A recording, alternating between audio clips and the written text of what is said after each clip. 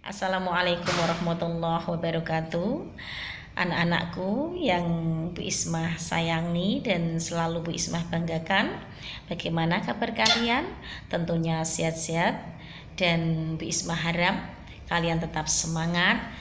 Pada pertemuan pagi hari ini, pada pembelajaran jarak jauh, Bu Ismah akan menyampaikan tentang materi di kelas 9, yaitu pada semester genap, yaitu materi tentang partikel penyusun materi dan penggunaannya dalam kehidupan sehari-hari.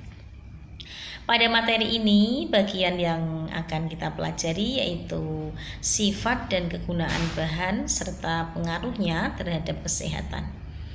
Kita akan lihat beberapa sifat dan kegunaan bahan serta pengaruhnya terhadap kesehatan. Sifat dan bahan, kita akan lihat setiap benda pasti memiliki kegunaan berbeda-beda tergantung sifatnya. Sifat benda dapat dibedakan menjadi sifat fisika dan sifat kimia. Sifat fisika adalah sifat materi yang berkaitan dengan keadaan fisik suatu zat dan tidak berhubungan dengan pembentukan materi baru. Adapun sifat kimia merupakan karakteristik suatu materi yang berhubungan interaksi antara materi tersebut dengan materi lainnya. Pada PPT Bu Ismah dapat kalian pelajari tentang ciri dari sifat fisika dan ciri dari sifat kimia. Kemudian kita mengetahui bahwa kegunaan dan pengaruh bahan terhadap kesehatan. Kita akan lihat contoh bahan kaca. Kaca yang terbuat dari silikon, oksida atau pasir, kapur, soda, dan oksida logam berupa natrium, kalsium, magnesium, serta aluminium. Sifat-sifat kaca meliputi berwujud padat, bersifat mudah pecah, dan tembus cahaya. Tahan terhadap panas, mudah dibentuk jika dipanaskan pada suhu tinggi, tidak menyerap air, bersifat isolator, serta dapat didaur ulang. Benda yang terbuat dari kaca memang mudah pecah dan mudah terjatuh. Jika mengenai bagian tubuh, pecahan kaca dapat membahayakan karena bisa menimbulkan luka pada kulit. Bagaimana kegunaan dan pengaruh bahan? Kita akan lihat pada contoh tanah liat dan keramik. Tanah liat terdiri atas butiran-butiran partikel liat yang halus. Tanah ini sukar dilalui air, tetapi mudah dibentuk. Oleh karena sifatnya yang mudah dibentuk itu, tanah liat dapat digunakan sebagai bahan baku dalam pembuatan batu bata, genting, dan gerabah. Bagaimana efek bahaya yang ditimbulkan keramik? Diduga karena adanya kandungan unsur zirkonium, terutama keramik putih. Zirkonium ini dapat memberi efek buruk karena dalam jangka panjang dapat mengakibatkan kanker kulit. Kita akan lihat kegunaan dan pengaruh bahan pada bahan yang berupa serat. Berdasarkan asal bahan penyusunnya, serat dapat dikelompokkan menjadi serat alami dan serat sintesis. Serat alami dapat diperoleh dari tumbuhan, hewan, dan mineral. Kemudian serat sintetis memang sengaja dibuat oleh manusia. Contohnya kain yang terbuat dari serat sintesis misalnya adalah rayon poliester, dokron, akrilik, dan nilon. Serat kain atau kapas yang berterbangan dan terisap saat bernafas dapat mengakibatkan gangguan pernafasan. Serat asbes yang terhirup juga dapat menimbulkan sesak napas ringan, kegagalan pernafasan, bisa juga menimbulkan kanker pleura dan asbestosis. Kita akan lihat kegunaan dan pengaruh bahan pada karet.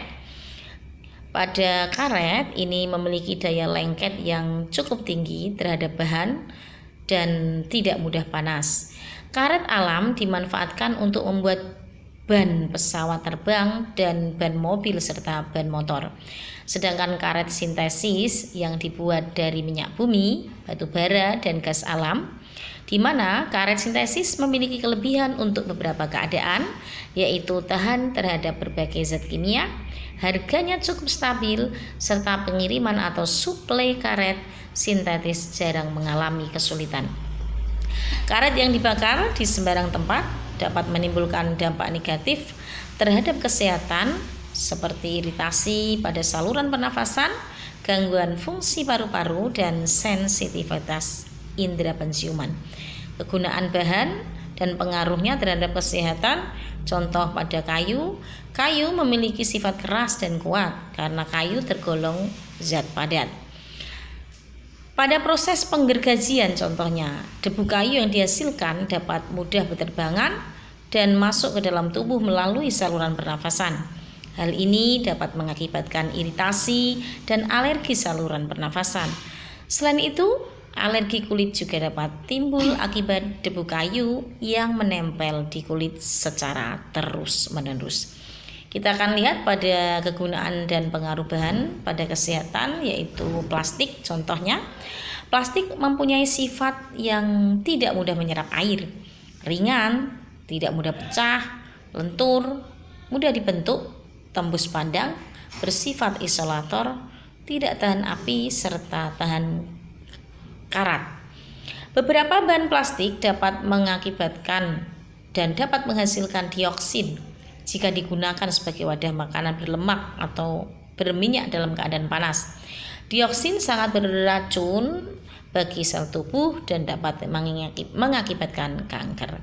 Pada logam, kita akan lihat bahwa logam juga merupakan wujud zat yang padat dan mudah berkarat, bersifat keras dan kuat, tidak menyerap air, tahan terhadap panas dan api, juga menghantarkan panas dengan baik serta dapat ditempa.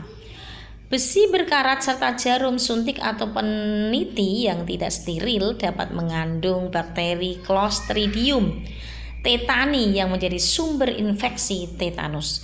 Selain itu, limbah pabrik yang mengandung logam berat dapat mencemari sumber air jika sumber air tersebut maksudnya dikonsumsi dapat menyebabkan penyakit ginjal. Bagaimana perilaku hemat energi dalam keseharian?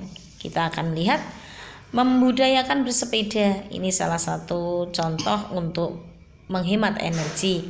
Mematikan kendaraan jika tidak digunakan, kemudian menggunakan pompa air listrik dalam sekali waktu untuk memenuhi bak mandi dan tempat penampungan air, menggunakan air secukupnya untuk mandi atau mencuci, kemudian mematikan lampu jika tidak diperlukan, membuat jadwal mencuci dan menyetrika pakaian secara teratur, menghindari kemacetan, memilih peralatan rumah tangga yang hemat energi, serta menggunakan kertas seefisien mungkin. Terima kasih.